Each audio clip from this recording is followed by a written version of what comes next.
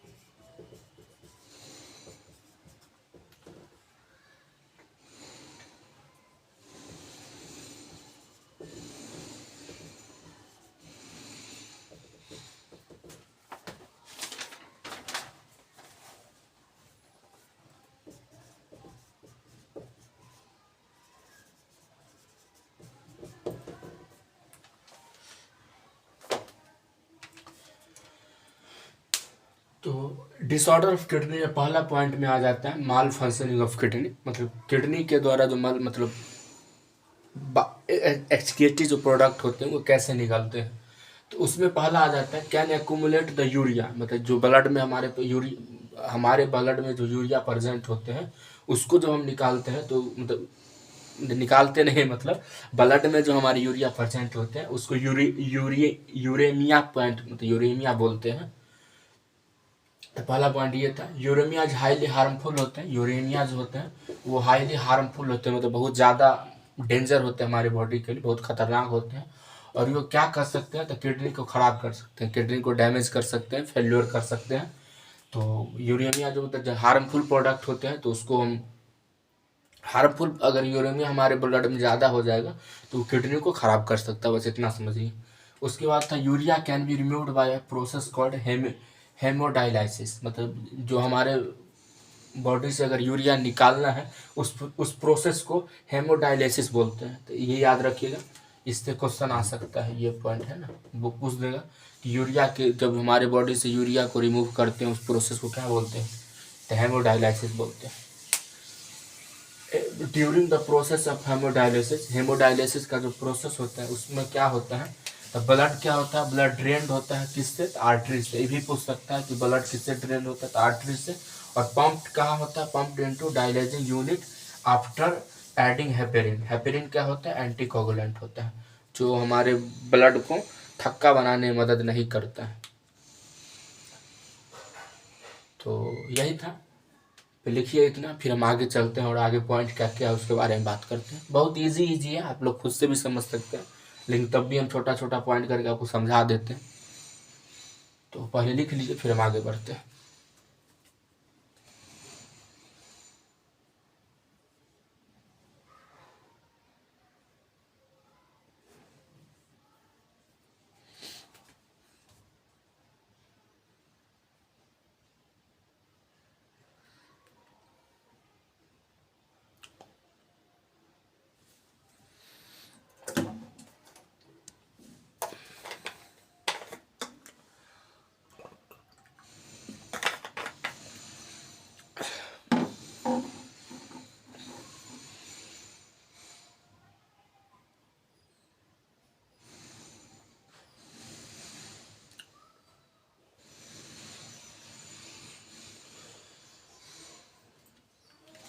तो बहुत समय दे दिए, हम पानी पीने लगे, तो फिर मिटाते हैं और आगे बढ़ते हैं। लिख लिए होंगे, नहीं लिखे होंगे तो वीडियो को पॉज करके लिख लीजिएगा।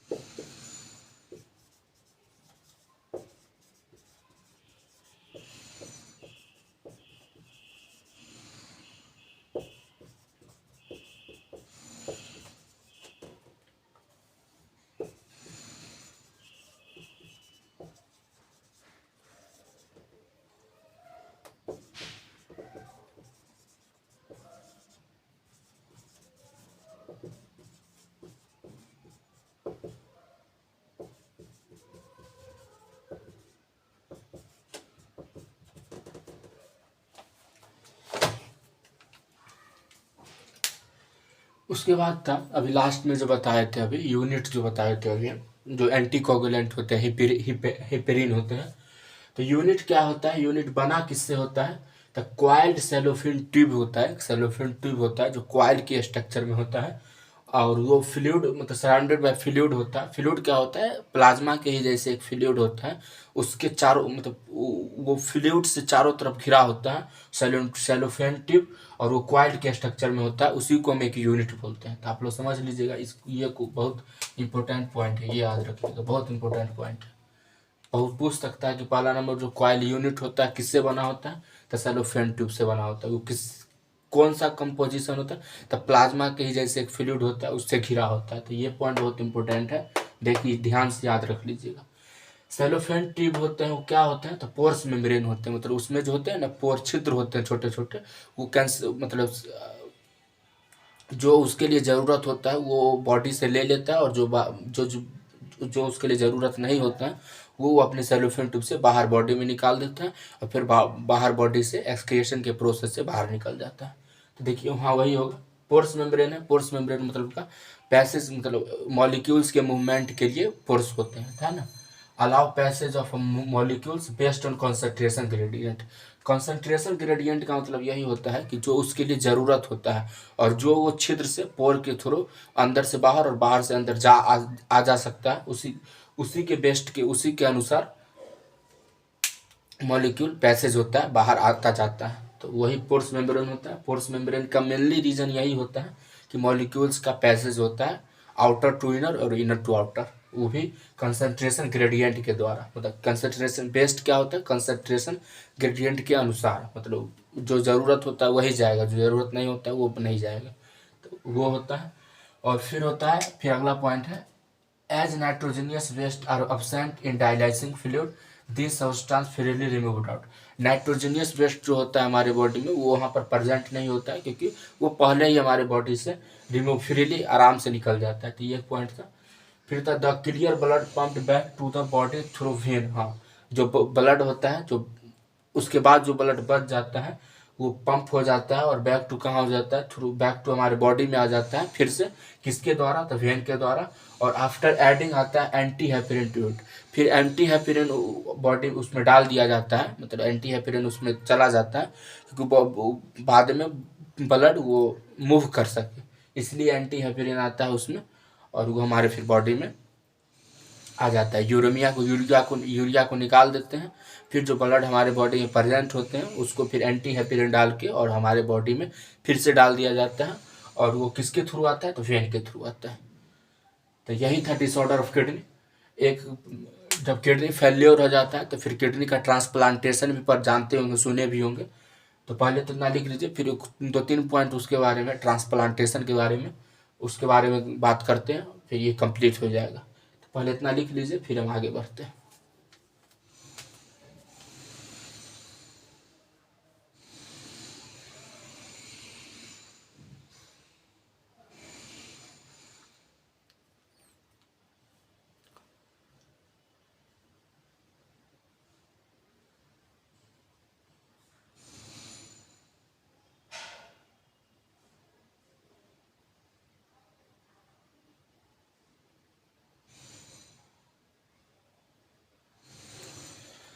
लिख लिए होंगे, नहीं लिखे होंगे तो वीडियो को पॉज कर लीजिएगा, फिर लिख लीजिएगा, क्योंकि बहुत इंपॉर्टेंट पॉइंट है ये सब। और यहाँ से क्वेश्चन बनेगा ही, 1-2 क्वेश्चन बन सकता है, या टेस्ट में भी आप लोग देते होंगे तो वहाँ भी क्वेश्चन आता होगा। चैप्टर वाइज अगर टेस्ट दीजिएगा तो भर भर के क्वेश्चन आता है। तो पहले आप यहाँ पे से लिख भी सकते हैं, अगर नहीं लिखे हुए हैं नोट्स तो रिवीजन अगर कर रहे हैं तो भी बहुत अच्छे हैं। हाँ, जो पॉइंट आपको अगर लग रहा है कि हम नहीं लिखें तो यहाँ से देख के लिख सकते हैं, कि ये सब सारा चीज़ इंपॉर्टेंट पॉइंट है। और जहाँ पर नहीं समझते होंगे वहाँ पर टाइमिंग दे के और हमको कमेंट कर दीजिएगा, उसके बाद हम देखेंगे कि हाँ ये पॉइंट कौन सा है, और वो समझाने की कोशिश करेंगे फिर अगले वीडियो में। तो जहाँ पर नहीं समझते वहीं पर आपको पॉइंट टाइमिंग लिख के और कमेंट कर देना है कि सर हाँ नहीं समझे, तो उसको फिर हम अगले वीडियो में वो पॉइंट को लेके फिर समझाएंगे आपको। तो मिटाते हैं और फिर किडनी ट्रांसप्लांटेशन है उसके बारे में बात करते हैं।